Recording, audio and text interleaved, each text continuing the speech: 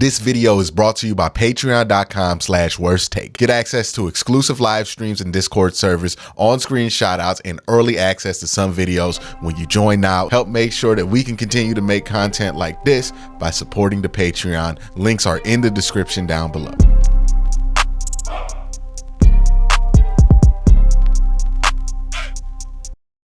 As you guys know, this season for the Cleveland Browns has been full of twists and turns, curves in the roads, potholes, flat tires, and all kind of things on the ultimate path to get to where the Cleveland Browns want to get to, which is not just the playoffs, but to play meaningful playoff football, but to play deep playoff football. And the biggest pothole, well, not the biggest, the newest pothole that has popped up for the Cleveland Browns kind of was this Rube Goldberg machine-esque chain of events that happened on Sunday. So first thing that happens is that a kick return gets let loose and goes the distance for a touchdown. Because that kick return got let loose, got returned for a touchdown, Dustin Hopkins had to sprint to try to catch the kick returner. Because Dustin Hopkins had to sprint to catch the kick returner, he hurt his hamstring. Because Dustin Hopkins hurt his hamstring, Corey Bojorquez had to do kickoffs. And because Corey Bojorquez had to do kickoffs, because Dustin Hopkins hurt his hamstring, because a kick returner returned a kickoff for a touchdown, Corey Bojorquez then hurt his hamstring or hurt himself too, kicking the ball off for the team. Now, on top of all of this, because of all of that, DTR ends up in the game because the game gets out of hand because the Browns can no longer kick field goals. They have to score touchdowns. So the score gets out of hand very quickly in the fourth quarter, which means DTR has to cover the game. And because DTR was in the game, he got hurt too. So what this means is the Browns are down not only their starting kicker and their starting punter, and their punter is also the starting holder on the field goal kicking. They also lost their backup holder in DTR. So fun stuff, right? The Browns are basically going to have to run out a whole new kick operation this Thursday on a short week on Thursday Night Football. And the question everybody has is this a big deal? Is this not a big deal? Now, I kind of stand on the grounds of I kind of just trust Andrew Berry to sign somebody, right? Like, I feel like Andrew has earned that trust going forward. But let's look at who they signed. So first, we'll talk about the punter because I think that's the one we're least concerned about, right? So I had two things that I wanted to make sure the punter did relatively well when I looked into them. And the guy they signed is Matt Hake. He's from Arizona State. I believe he was drafted or at least signed as an undrafted free agent by the Miami Dolphins. Has bounced around the league. He's a pretty average punter, right? Like, he's a pretty average punter. One in a million. You find one of these guys. The one thing I want to make sure that Matt Hake had experience doing is holding kicks. He does good, right? So a punter who has experience holding kicks, because not all punters hold kicks, right? A lot of teams go the backup quarterback route. So it could be possible that a punter is not very experienced holding kicks in the NFL. He's held kicks. I think he'll be fine. And that operation will be clean enough. And then they signed Riley Patterson, who has a bit more of a history in the NFL. He is somebody who was playing football at Memphis and graduated in 2020, went on to play on the practice squads of the Minnesota Vikings, the New England Patriots, was a full-time kicker for the Detroit Lions last year, in 2021, and then full-time kicker for the Jacksonville Jaguars, and also the Detroit Lions for a period of time.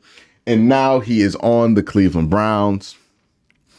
Again, his stats indicate that he is not necessarily going to blow your mind at the kicker position, right? Like, he's not somebody who has put together crazy numbers, like a 60 PFF grade on both kickoff and field goals. If we look at his history as far as like his make history, it's not great. It's not terrible either. So, you know, from 20 to 29, he's 13 to 14. It's pretty fine. From 30 to 39, he's 26 of 27. From 40 to 49, 16 of 19 career. And then from plus 50, he's 3 of 6. So that's all like within the standard range of field goal kicker stuff that you want from a field goal kicker. Like, he's just in that range of guy. So I don't think that that's too much of a concern. I don't think it's going to be that big of a downgrade. And I also think as Joe Flacco has gotten more comfortable, I think it has mattered less what the kicker is actually doing. And not to say that Dustin Hopkins hasn't had to make some big kicks. He did. He had to make a huge kick against the Chicago Bears. But that was because we were turning the ball over a ton on offense. But I do think that, like, look, early in the season, we asked Dustin Hopkins, like, if we just go from week 1 to the Indy game, we asked Dustin Hopkins to make or attempt 3, 4, 5, 6, 7 50-plus yard field goals, in which he made all 7. But we've asked him to make 7 of those 50-plus yard field goals in that game. Since then, we've relied on Dustin Hopkins significantly less, right? His total attempts have gone down. I would say the Baltimore game was probably his most attempted game. And when you play these better teams, I do think it's going to matter more if Dustin Hopkins is in there or not. But you go against Pittsburgh, you only had to kick the field goal. You only had to kick the field goals 2 times. Same thing with Denver. Same thing with Los Angeles. Same thing. Well, only 1 kick attempt against Chicago, and then none this week, but two versus Chicago, 1 versus Jacksonville. I'm sorry, I got those 2 mixed up. And that's really all you've asked for Dustin Hopkins the last few weeks, right? You went from 7 50-plus yard field goals early in the year to asking him for the rest of the season after that Indy game to only kick 1 50-plus yard field goal. So the hope is that a combination of the offense playing well enough that you don't need to rely on your kicker making some crazy kicks, plus Joe Flacco finishing some of these drives, leads to you being in a situation where this is kind of a non-problem for you if you're the Cleveland Browns. Is it going to be a big deal this week? I don't know. You can look at this a couple of ways and say, hey, this is a great defense, probably the best defense that the Browns have played in quite a while. It's definitely the best one that Joe Flacco has played in quite a while. And it's possible that we could struggle to move the ball and it might have to play more of a kick the ball kind of situation, might have to kick these long field goals that we haven't had to do in a while. It might be something like that, or it might not. I think, honestly, this is coming at the best time of the year it could have came, and also the worst, because you want Dustin Hopkins to be back for the playoffs. And the hope is that Dustin Hopkins will be 100% healthy in time for the playoffs, or at least in time for, like, let's say, in time for the playoffs. You want him back in time for the playoffs. But for these 2 weeks, I don't think it's as important because, again, this Browns team has been able to move the ball at a better clip, which means that they've been asking significantly less from their field goal kicker, especially asking less longer attempts from them. And we've seen with Riley Patterson, he'll be absolutely fine as long as you keep those field goals under 35 yards, right? If you keep the field goals under 35 yards, he will probably be fine, right? Like, most kickers are probably fine in that range.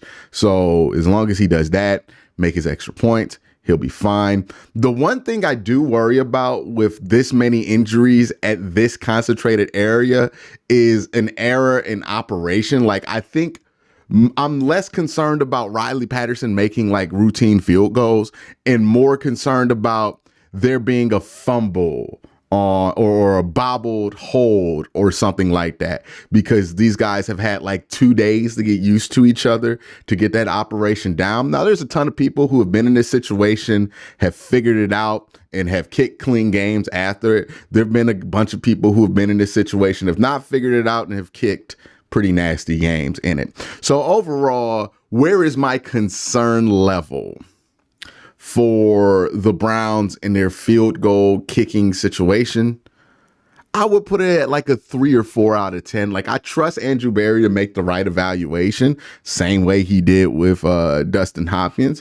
And I trust Bubba Ventrone to have a program in place to make sure that the operation is smooth, that these guys can get on and off the field cleanly enough. And I trust the Browns offense enough right now with Joe Flacco to continue to put the special teams in the position to succeed instead of asking them to make like 50-yard field goals, right? We're not asking them to make 7 50-yard field goals in 4 weeks like we did earlier this season. So all of those factors considered, I do think the Browns are going to be okay with the kicker situation. Obviously, you feel much better with Dustin Hopkins out there, but I think that they're in a good spot, and this is coming at the right time of the year in order for Dustin to get healthy and in order for the Browns to get away with it. Hopefully it's just a couple week thing for Dustin, but if it's deeper than that, then the burden just gets a little bit heavier on the offense. But to be fair, like, Joe Flacco hasn't really needed to use the special teams as much as like other quarterbacks have had to, or especially earlier in the year, especially in the tougher part of the schedule before the Baltimore game. So we'll see what happens. I feel pretty good about the Browns' ability to kind of get by these next couple of weeks here without having their main kicker and punter. But let me know what you think in the comment section below. And I want to make this clear, like, just because I think they're going to get by, in no way am I trying to disrespect the job that Dustin Hopkins or Corey Bojorquez has done. There seems to be like this mentality that if you're fine with a solution behind somebody, that means you have no respect for the solution in front. Like, no, I feel like they could figure out this for a couple of weeks, and that's fine. So hopefully nobody takes it as disrespect and gets all mad that I'm like disrespecting Bojorquez and Dustin Hopkins, because I think they'll be fine for 2 games here. But y'all let me know what y'all think in the comment section below. Everybody have a great day. Have a better night. Peace.